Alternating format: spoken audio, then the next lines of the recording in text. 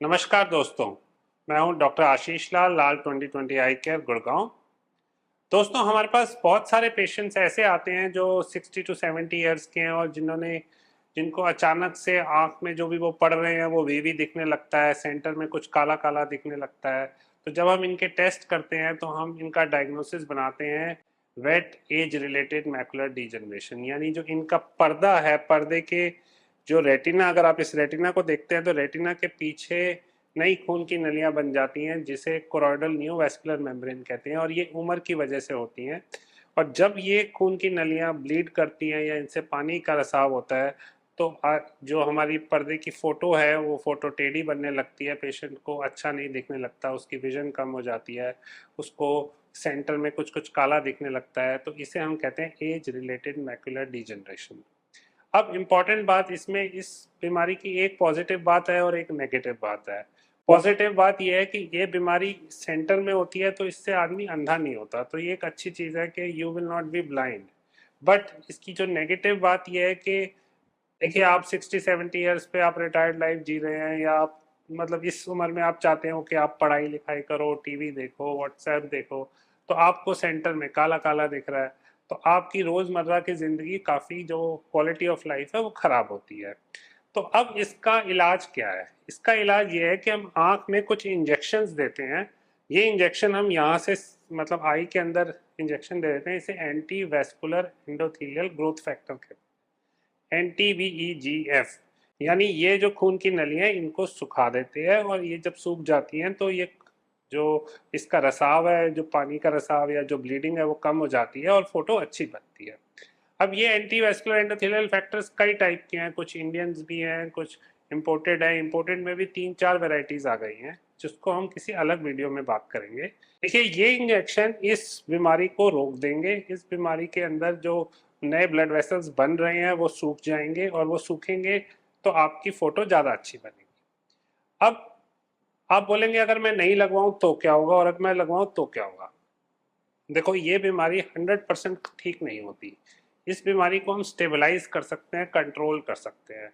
अगर आप इसकी नेचुरल हिस्ट्री की बात करें कि अगर कोई आदमी कुछ भी नहीं कराता तो ये जो खून की नलियां हैं ये थोड़ी सी लीक करती हैं, थोड़ी सी ब्लीडिंग होती है, उसके बाद यहाँ पे दाग बन जाता है, तो एक मैक्युलर स्कार बन जाता है और आपको सेंटर में काला धब्बा दिखता है, साइड की चीजें आपको दिखती रहेंगी। ये तो नेचुरल प्रोसेस है कि आपने कुछ भी नहीं करा। अगर आप इंजेक्शन से अपना इलाज कराते हैं तो ये जो इलाज कराते हैं इसमें क्या होता है कि जो काला धब्बा बनना है ना वो हल्का हो जाता है और आपको विजिबिलिटी आपकी कंटिन्यूड रहती है। तो इसको ये कहा गया है कि आपको लोडिंग डोज, यानी जब आपको ये बीमारी डिटेक्ट होती है तो डॉक्टर्स अपने कुछ टेस्ट करते हैं, जैसे OCT, fundus photo, fluorescent angiography, जिसमें देखते हैं कि बीमारी कितनी है, कितना पानी आया हुआ है, कितनी विजन है। उसके बाद ये इंजेक्शन लगाते हैं। इन इंजेक्शन से पानी सूख जाता है, आपको देखने लगता है, और वो जो सेंटर का कालापन है वो हल्का हो जाता है। तो जब तक आप इंजेक्शन लगवाते रहते हैं वो हल्का रहता है, और जब 2 4 6 साल में आप बंद करते हैं तो धीरे धीरे उसमें स्कारिंग हो जाती है। तो ये इंजेक्शन आपकी क्वालिटी ऑफ विजन को मेंटेन करते हैं for a lot many years. So I would say कि अगर आप ये इंजेक्शन लगवाते हैं तो आपका जो एंड रिजल्ट है स्कारिंग का और जो काले धब्बे का वो डिले हो जाएगा। तो अगर आप नहीं लगाएंगे, लेट से अगर 6 महीने में होना है तो आप लगवाते हैं तो वो 6 साल में या 10 साल में होगा, तो आपका ये टाइम पीरियड बहुत बढ़िया कट जाएगा। तो इससे आपको ये समझ में आ गया कि ये बीमारी जो है इसको कंट्रोल और स्टेबलाइज किया जाएगा। और अगर ये नहीं होती है स्टेबलाइज और सेंटर में काला रह जाता है तो भी डरने वाली कोई बात नहीं है। इस बीमारी की, जैसे मैंने बोला, इसकी पॉजिटिविटी ये है कि आप मतलब there is not going to be a severe vision loss. आपको फिर भी साइड का सब कुछ दिखता रहेगा, सिर्फ सेंटर का ही थोड़ा सा कम दिखेगा, जिसको आप लो विजन एड से या कुछ करके, देखो कहीं ना कहीं आपको कॉम्प्रोमाइज करना पड़ेगा कि भैया ये मेरी एक कमी है जिसके साथ आपको जीना है। तो you can easily live a good life and आपका काम अच्छा चलता रहेगा। हाँ, उम्मीद है आपको मेरे इस वीडियो से समझ आया होगा कि ये बीमारी में आपने क्या एक्सपेक्ट करना है, क्या इसका एंड रिजल्ट है, और ये जो इंजेक्शंस हैं ये किस तरह से काम करते हैं। मैं अगले वीडियो में आपको बताऊंगा कि हमारे पास कौन कौन से इंजेक्शंस हैं, किस इंजेक्शन में क्या उम्मीद रखनी है।